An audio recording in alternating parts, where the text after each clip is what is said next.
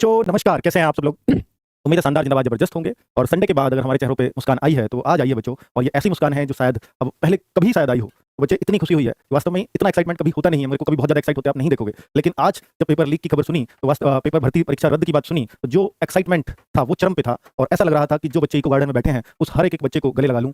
जो teachers eco garden हैं उन सारे टीचर्स के पैर पकड़ लूँ। और बच्चे, जो भी कुछ हुआ है इन सभी टीचर्स, इन सभी बच्चों, और मैं कहूँगा अंत में भैया सरकार का भी बहुत बहुत धन्यवाद कि उन्होंने निष्पक्ष रूप से भर्ती बोर्ड ने जांच की। भर्ती बोर्ड का बहुत बहुत धन्यवाद। भर्ती बोर्ड ने जांच की, जैसा भी उनको लगा, और उनको दिखते ही प्रूफ, बच्चों जो आपने भेजे थे उन प्रूफों के आधार पर शुरुआत में ही देखते ही उनको लग गया भैया ये तो गड़बड़ झाला है। और जैसे ये बात शासन तक पहुंची, योगी जी ने भी तुरंत इस पर एक्शन ले दिया कि भर्ती निष्पक्ष होनी चाहिए। अगर बिल्कुल भी पारदर्शिता में दिक्कत हुई है तो तुरंत इसको निरस्त करो। तो भाई हम सरकार के भी बहुत बहुत आभारी हैं, हम उस न्यूज चैनल्स के भी बहुत आभारी हैं जिन्होंने हमारी इन खबरों को लगातार दिखाया है। बच्चे, ये केवल एक किसी एक के व्यक्ति के या किसी एक बच्चे के प्रयास से सफल हो ही नहीं सकता था। इसमें प्रयास लगा है सामूहिक। इसमें हर वो टीचर, चाहे वो ऑफलाइन पढ़ाने वाला हो चाहे वो ऑनलाइन पढ़ाने वाला हो, सबने भर भर के आहुतियां दी हैं। और हर एक टीचर के चेहरे पर जो आज मुस्कान होगी वो वास्तव में ऐसी उनकी कभी नहीं देखी होगी। तो बच्चे, ये एग्जाम आपका हो चुका है निरस्त। पूरी परीक्षा निरस्त हो चुकी है, क्योंकि ऐसा लग रहा था एक बार तो कि शायद 2 ही पाली निरस्त हो, लेकिन बच्चों अब पूरी परीक्षा निरस्त हुई है। अब आप अपने आप को तैयार कर लीजिए, क्या आप कर सकते हैं। और अब आपको जो 45 दिन 40 दिन का समय मिला था और आपकी बहुत सारी शिकायतें थी कि इतनी जल्दी एग्जाम हो गया, तैयारी का मौका नहीं मिला, तो बच्चे अब तैयारी का मौका भी है, क्योंकि 6 महीने तो सरकार नहीं बोलती है। तो 6 महीने के अंदर एग्जाम होगा और बच्चे आपकी तैयारी भी होगी। और अब उन बच्चों को और उन सबको, जो मैं आपसे एक रिक्वेस्ट करूंगा कि जो दलाल आप लोगों के बीच आते हैं, जो भी, और मैं भर्ती बोर्ड से भी रिक्वेस्ट करूंगा कि ऐसी कोई ईमेल आईडी, ऐसा कुछ वो जारी करें जिससे बच्चों के पास जिनके फोन आए उन पे, और वो आपको नंबर प्रोवाइड कराएं, तो उन पर आप तुरंत एक्शन ले सको। क्योंकि ये लोग बच्चों के बीच एक्टिव रहते हैं और कुछ ऐसे बच्चों पे जरूर फोन कर देते होंगे जो चाहते ही नहीं है कि वो ऐसा काम में शामिल हो। तो वो बच्चे आपको बताएंगे कि कुछ बच्चे तो ऐसे होते हैं कि जो चाहते हैं कि उनको कोई ऐसा आदमी मिले, लेकिन कुछ ऐसे भी होते हैं जो बिल्कुल नहीं चाहते और फिर उनसे भी टकरा जाते हैं। तो ये वो लोग हैं, ये वो बच्चे हैं जो इनको पकड़वाएंगे। तो मैं भर्ती बोर्ड से रिक्वेस्ट करूंगा कि वो एक ऐसी ईमेल आईडी दें जिससे बच्चा आपको उनके प्रूफ भेज सके, और आप उनको, बच्चों को एक्शन लेने के लिए आश्वस्त भी करिए, ताकि बच्चों का भी हौसला बढ़े और बच्चों की पहचान भी गुप्त रखी जाए। तो अगर इस तरह से चीजें होंगी तो मुझे लगता है कि शायद पारदर्शिता बनाने में बहुत हेल्प मिलेगी। अभी भर्ती बोर्ड से एक ही रिक्वेस्ट है कि जब भी अब आगे एग्जाम हो, हालांकि अब आप अपने स्तर से बहुत कड़ाई करोगे ही, आपने इस बार भी बहुत अच्छे पुख्ता इंतजाम किए थे, लेकिन फिर भी कुछ लोग इसमें गड़बड़ करने में कामयाब रहे। लेकिन अब ऐसा अगर कुछ कर सको, क्योंकि मेरा एक सुझाव है कि भाई, क्योंकि पूरे प्रदेश में पेपर परीक्षा होने से 48 घंटे पहले इंटरनेट ही बंद कर दिया जाए।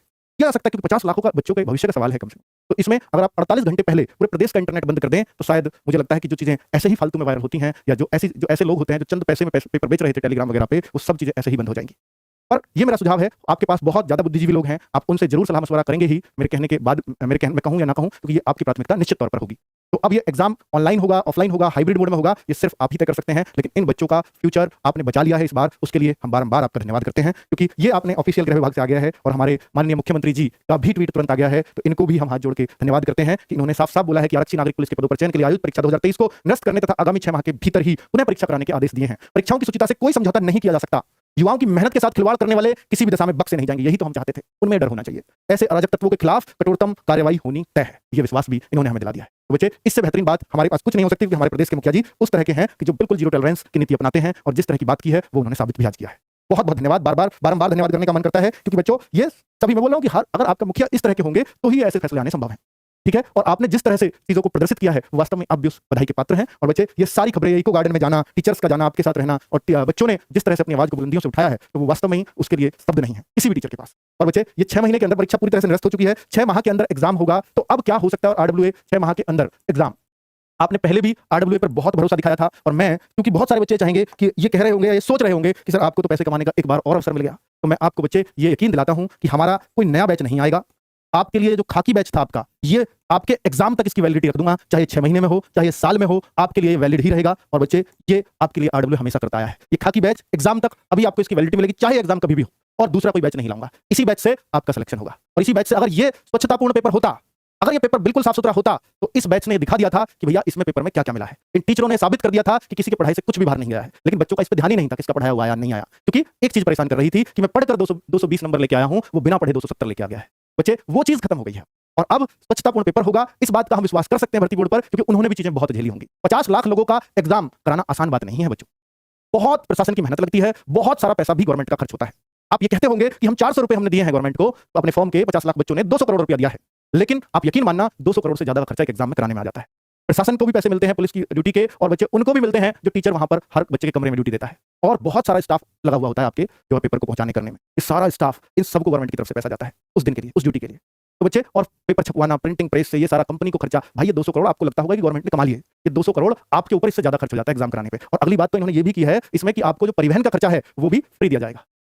वो भी फ्री किया जाएगा आपके लिए। बस बस वगैरह टिकट विकेट आपके लिए फ्री रहेंगे यूपी के परिवहन में, आपके एग्जाम के लिए, आपके एडमिट कार्ड पर। तो इससे बढ़िया तो कुछ नहीं हो सकता। हाँ, कुछ बच्चों को लगता होगा सर क्या रुपए का टिकट है, लेकिन बच्चों, बहुत बच्चों के लिए मैटर करता है, क्योंकि ये बच्चा गरीब किसानों मजदूरों का बच्चा है, इसके लिए 10 रुपए भी मैटर करते हैं। चलिए बच्चे, कुल मिलाकर इंसाफ मिला। कुल मिलाकर आपके जो Naveen sir, Sandeep sir, Digvijay sir, Mayank sir और आरडब्ल्यू टीम से 20 लोग वहां पहुंचे हुए हैं, वो सब जब आएंगे तो हम भी उनका फूल मालाओं से स्वागत करेंगे। और जो टीचर्स जहां भी हैं, जितने भी ऑफलाइन टीचर्स हैं, अगर वो अपने वहां जाएं इको गार्डन से, तो उनका भी स्वागत आप बच्चों को करना चाहिए, अपने अपने टीचर्स का जरूर करना चाहिए। मुहिम चलाना, क्योंकि टीचर्स लड़े हैं आपके लिए, क्योंकि ये लड़ाई बच्चों की थी। टीचर इसमें शामिल होकर आपकी लड़ाई को सफलतापूर्वक और आपके आंदोलन को एक सही दिशा में उन्होंने पहुंचा है। तो टीचर्स इस सम्मान के हकदार होंगे। मैं खुद आगे बढ़कर अपने सभी टीचर्स का सम्मान करूंगा। और बच्चे, आप भी जो नहीं गए हैं इको गार्डन, और जो गए हैं, जो गए हों और आपके बीच वो बच्चे आए, तो उनका भी फूल माला से स्वागत करना। और जो बच्चे, जो टीचर्स आपके ऑफलाइन के गए हैं और जब वो आए आपके बीच, तो उनका भी फूल मालाओं से स्वागत करना, क्योंकि वो आपके लिए लड़ने गए थे और वो जीत कर वापस आ रहे हैं। तो सभी बधाई के पात्र हैं। सभी को बच्चे बहुत बहुत बधाई इस एग्जाम की। और आपके निष्पक्ष तरीके से दोबारा एग्जाम होगा, भर्ती बोर्ड ने विश्वास दिलाया ही है। और 6 महीने के अंदर दोबारा एग्जाम होगा, ये हमारे मुख्यमंत्री जी का कहना है। और 6 महीने के अंदर अब आपके पास समय बहुत है। अब आप तैयारी कर लेना। जो शिकायतें पहले थी कि इतनी जल्दी एग्जाम ले लिया, कैसे कोई तैयारी करेगा, वो सारी शिकायतें दूर हो गई हैं। ठीक है, तो लग जाओ तैयारी में बच्चे, लेकिन उनका सम्मान करना मत भूलना, जो योद्धा हैं, जो आपके लड़कर आ रहे हैं। ठीक है, धन्यवाद, नमस्कार। हाँ, मिठाई बच्चे।